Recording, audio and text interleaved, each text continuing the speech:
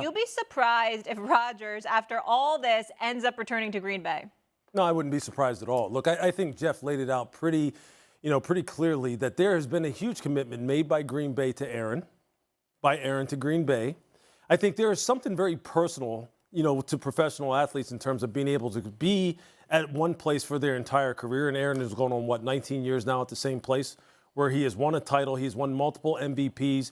He has really entrenched himself in that organization, seen a lot of players come and go, has positively impacted a lot of players, has positively impacted a lot of people that aren't on the football field but are part of the football operation. I think that's something that, regardless of how eccentric he can be and how he can kind of like go off on his own, I still do believe that he is someone who cares about the roots that he has set down in Green Bay in that organization and the impact that he's had on it.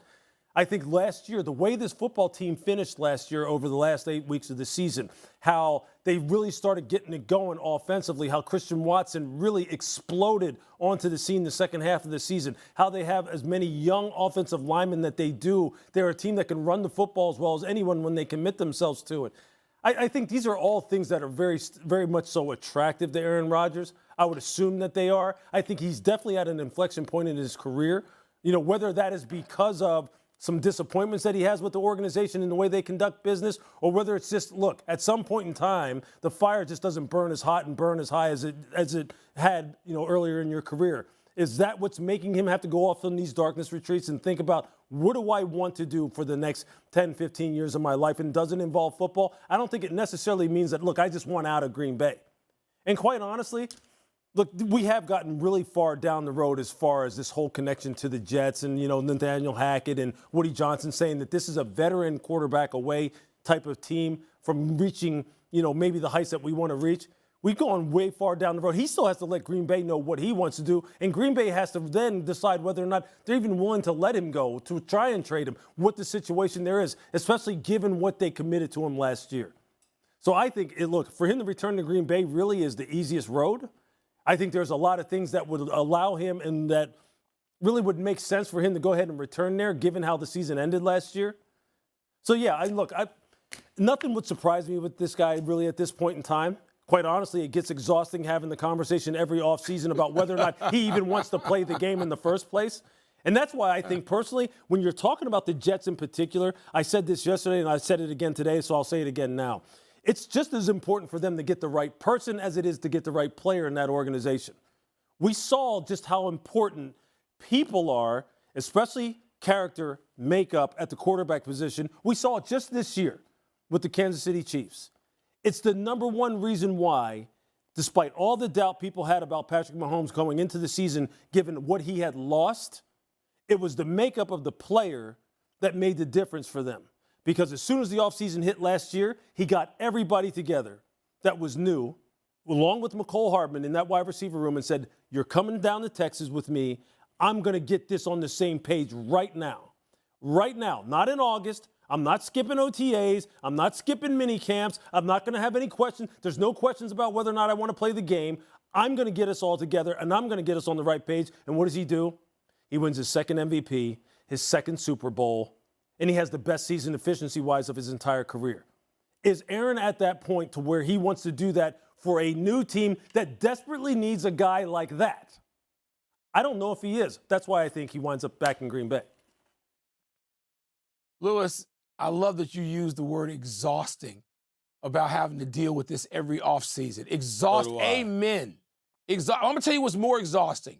Hearing people talk about Derek Carr as if he is Joe Montana. Derek Carr, 16 games under 500 as a starting quarterback. And I got to wake up every day and hear people on every network, including our own, talk about Derek Carr. Seriously? And the Jets? I mean, this is largely a story, sorry guys, because you guys are way too close to New York City. I'm about 2,000 miles away, and no damn body's talking about Derek Carr. Even closer to where he performs, here in the desert, nobody's talking about Derek Carr. So that's exhausting too. Now, Aaron Rodgers, who owns the franchise that I root for all my life because he's beaten them like 30 times in a row. The reporting from Jeff and Diana has swayed me this morning. It really has. When I thought about this overnight and into this morning, I'm thinking I'm going to come on and sit with you guys and say I think he's gone from Green Bay, not retiring, just gone from Green Bay. And that's still playing a hunch. I mean, paying attention to the Packers as much as I pay attention to any team because they're the rival, allegedly, of my own team, the Bears. I think you go into this darkness retreat. But who does this, by the way? Who with this much money and resources and a smarter guy as Aaron Rodgers, and this is why it's exhausting, goes into a room like a jail cell? It makes me what feel do they claustrophobic. Do? Gives me nightmares, Michael. Yes, Molly, I'm with you. Are you kidding me? So Sounds the like whole my thing worst is nightmare. It should be treated like what it is, a sitcom episode. And like Jason Alexander, if he looked a little different, should be playing Aaron Rodgers. And so like Lewis, nothing will surprise me. But Lou, I'm going to go the other way a little bit and say that Rodgers is putting this episode, a great episode, one that's going to launch him and set him in the Hall of Fame and set him in the discussion about at least regular season, great quarterback play of all time, all of those things. I think he's maybe preparing to do that. I certainly don't know. And again, the reporting from Jeff and Diana has pushed me to say, wow, everything they're saying makes sense and it lines up for coming back for one more year or 2 more years to Green Bay. But if I'm Green Bay, how much they didn't get to anything. This is not the Green Bay from 4 and 5 years ago, or the Green Bay in 2000, 10 or 11 that won a Super Bowl. This isn't that Green Bay, and this is not that Aaron Rodgers. So even with the reporting from Jeff and Diana that I really trust and it sways me, I'm going to say I think on a 1 to 10 scale, I think it's a 6 that he's done in Green Bay.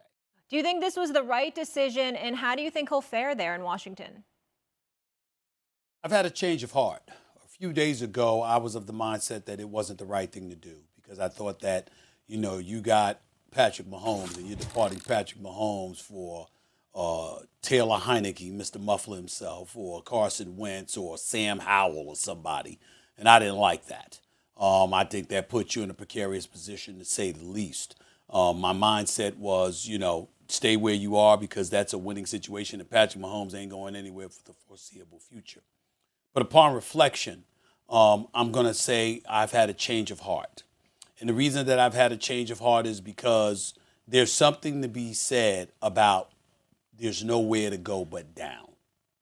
When you've coached as an offensive coordinator for the last 5 years, when there's no definitive word from the Kansas City Chiefs, which I think is a separate story, as to why they haven't labeled him the head coach in waiting.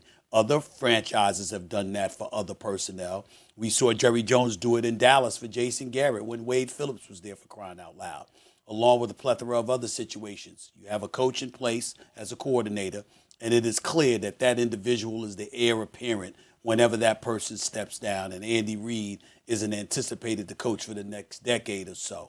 And so for me, the Kansas City Chiefs and their failure to definitively say that's our next guy once Andy Reid steps away is somewhat alarming to me.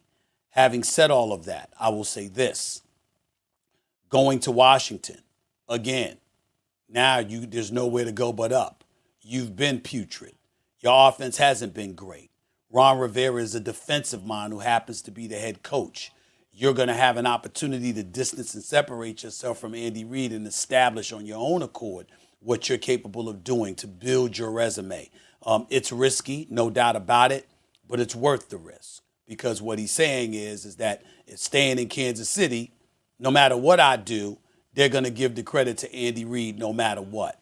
Here in the nation's capital, I know that if our offense flourishes, everyone is going to look at me, and I'm going to be the one that gets the credit. And if I recall, Lewis, I think he's also either the associate or the assistant head coach along with the offensive coordinator, which indicates to me that the minute Ron Rivera steps away, he's going to be that dude unless everything falls apart. So based on that reality, I say I had a change of heart. I think it's the right move, and I think it was the smart move for him to make. Yeah, Stephen, I agree. Look, and he said today, I was just listening to it before we came in here and started this segment.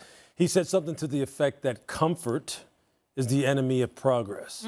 That is why he made this move. And he was comfortable down there, although he was still a guy who was probably looking to advance his standing within that organization, both from a title perspective and from a compensation perspective, which he got both from Washington.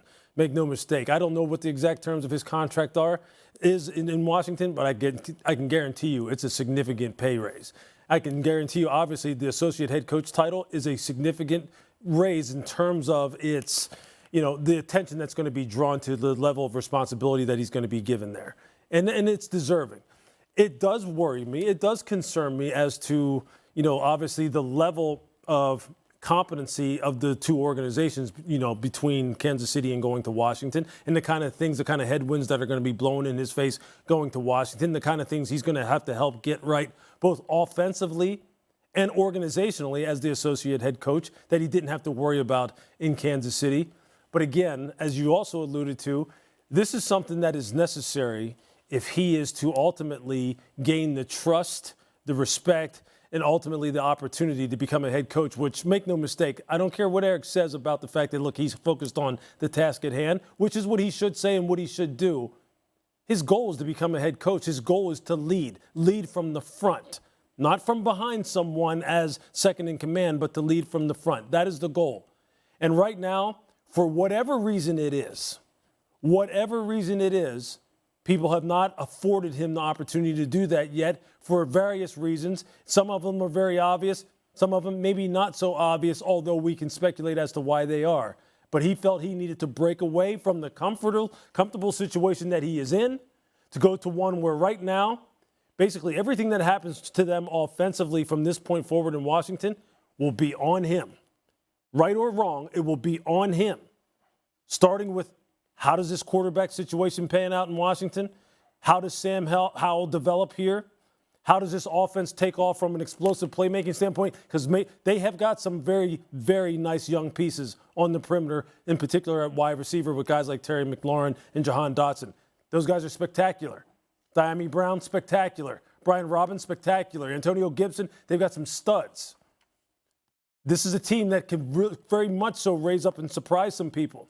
And Eric will get a lot of credit when he brings his creativity, which Andy gives him a ton of credit for down in Kansas City, as far as implementing some of the out-of-the-box ideas, formations, motions, personnel deployment that they use down there, that a lot of that originates with Eric's creativity. Although whenever Kansas City does something like that, people immediately go, that must be Andy Reid. No, it's not always him. Now he will get the credit for that kind of stuff.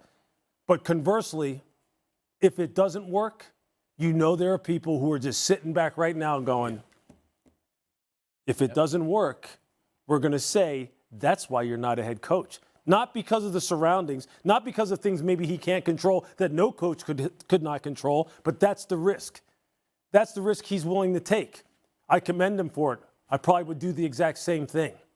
Yeah. He deserves his opportunity at some point. I believe he will get it. I believe he will be exactly what this football team needs. And ultimately, he'll get exactly what he wants.